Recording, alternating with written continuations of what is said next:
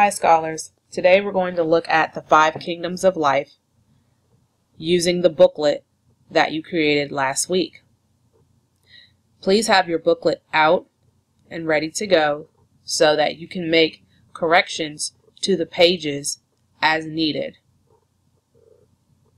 We will talk about the characteristics of each kingdom and how the organisms that are found in each kingdom have similarities and differences.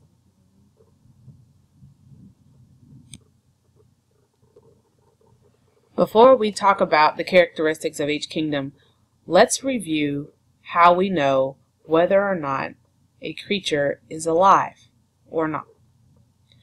Remember, there are several characteristics that must be recognizable in order for a creature to be considered a living thing. Let's see if you can remember how to tell whether or not something is alive. Several weeks ago we talked about the tree of life.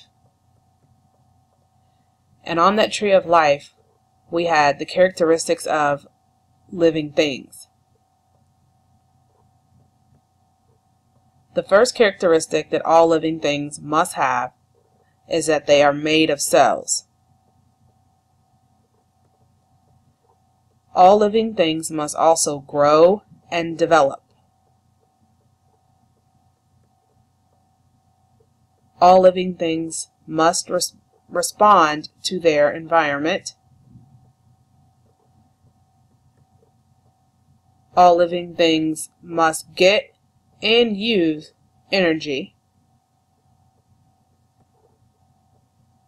They must also be able to adapt to their environment.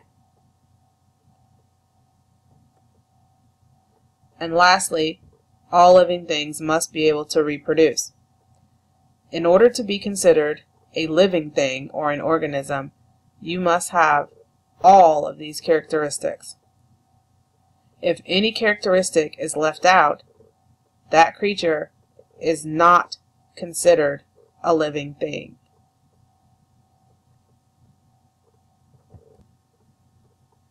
Now that we can tell how to know if something is alive or not, let's move on with talking about the 5 kingdoms of life.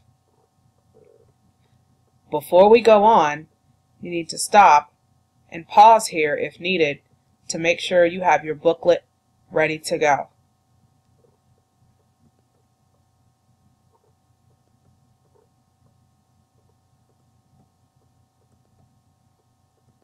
So, get out your 5 kingdoms booklet. As you go through these slides, make changes, additions, and corrections to your booklet as needed. Many of you had incorrect information on your pages, and I did not mark these wrong while grading your booklets. So you will need to make those corrections now.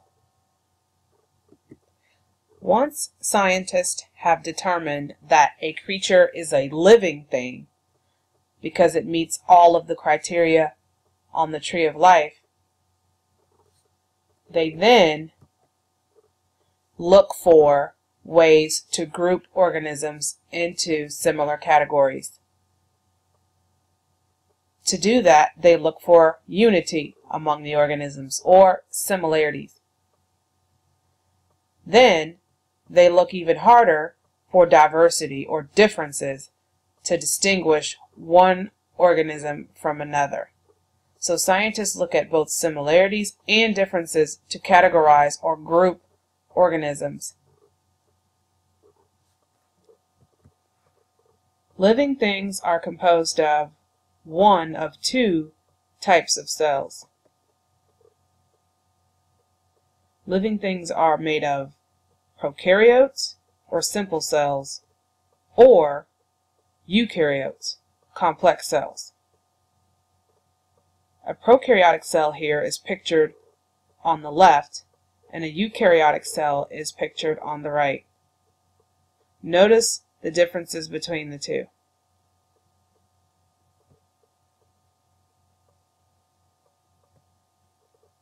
Here is another picture showing prokaryotic cells on top and a eukaryotic cell on the bottom.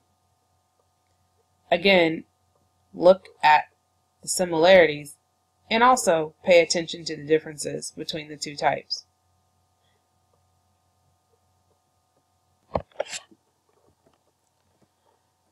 Prokaryotes, or prokaryotic cells, are very simple cells.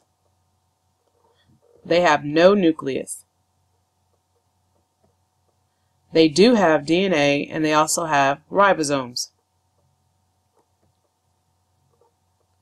They move with structures called flagella, which are located on the end of the cell, sometimes located at both ends. They are also made up of 3 outer layers: a capsule, which is the outermost layer for protection.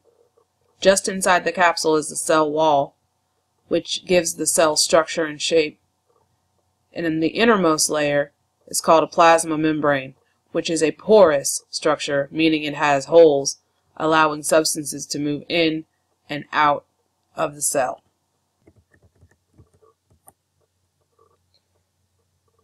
Eukaryotic cells, or eukaryotes, are complex cells.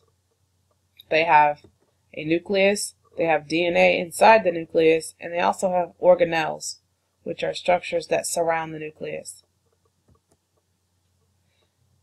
Eukaryotes also have what are called cilia, which are hair-like structures that are surrounding the cell that help it to move. Eukaryotic cells also have outer layers, which include the cell wall, which are only found in plants usually, and a plasma membrane, which, as I mentioned before, is porous or has holes which allow substances to move in and out of the cell. Now we're going to talk about the 5 kingdoms. We're going to start off with the plant kingdom, so find that page in your booklet and make corrections if you need to. The plant kingdom is very diverse. It has thousands, actually millions of organisms that are found everywhere on Earth. Characteristics of plants include the following. 3 examples of plants which you need to have listed in your book. You do not have to have these examples. You could have any 3 as long as they are different from each other. Oak tree, Venus flytrap, and orchids are just a few examples you could have. Plants have eukaryotic cells. Plants are multicellular. They are autotrophs, which means they make their own energy or food. They can either produce asexually or sexually. It depends on the type of plant which reproductive path they take. There are 2 examples of phyla from the plant kingdom listed here. You may have others in your booklet, and that's fine. Next, find the animal page in your booklet, and we will talk about the animal kingdom, which includes a diverse group of organisms as well.